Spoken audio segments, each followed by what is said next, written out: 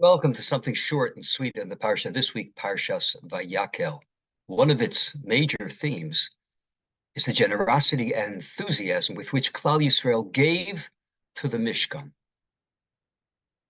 The Pasuk tells us that Moshe Rabbeinu actually had to stop Klal Yisrael. There was too much. And it's quite remarkable, says Rabbi Kamenetsky. This Mishkan was supposed to last for a matter of months. Consider a building campaign for a shul where it's set out ahead of time that the whole community was going to move to Eretz Israel in 6 months. How many donations would they get to build that shul? And the Mishkan was supposed to be in use very short time. Klal Yisrael was supposed to go to Eretz Israel. They were supposed to build the Beis HaMikdash. And yet, all of the people came throwing money at Moshe Rabbeinu. Moshe Rabbeinu had to say, enough. There's one notable exception, and that is what our Chazal tell us about the Nesiim, the princes, the leaders. You see, when the gifts are listed, the Nesiim came last, and they gave the Shoham stones and the setting stones. And Chazal remark that by the dedication of the Mizbeach, the Nesiim are listed first. They were first in line to give. And they explain that in actuality here, they were last. And the reason is because they said that they were going to be mashlim. Let everyone else give first. And anything that's left over, we are going to take care of.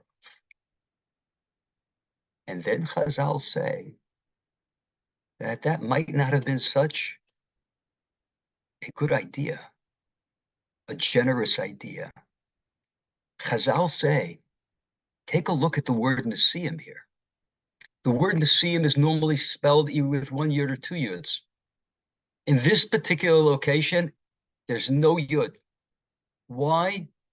Lefi shenis atzel. The Nesiim were lazy, and therefore their name was contracted. Their name was shortened. Does it make sense that all of the people, there was so much excitement, there was so much enthusiasm, and all the people came running, except for the leaders, except for the Nesiim. You know, we have a concept of Yiftach Bedoro Kishmuel Bedoro. The leaders are as good as the people. So is that really what Chazal mean? That there was some element of laziness within their behavior, that's why? Maybe, indeed, it was just an incredibly magnanimous gesture. We'll give anything and everything. We'll let the people, and we want the fundraisers to know that there's not going to be a shortfall. We're going to take care of it. What's the problem with what they did? I think we come here to a very important point. A person has a desire to do something. A person wants to do a mitzvah.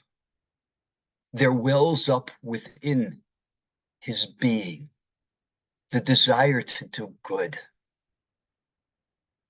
It is so important that he doesn't stop it for a minute. It is so important that he concretizes that thought, that feeling, and he acts on it immediately. Otherwise, that sense that penetrated from his soul, that desire to do good, that desire to come closer to the Ribono Shel Olam, dies. The light is snuffed out.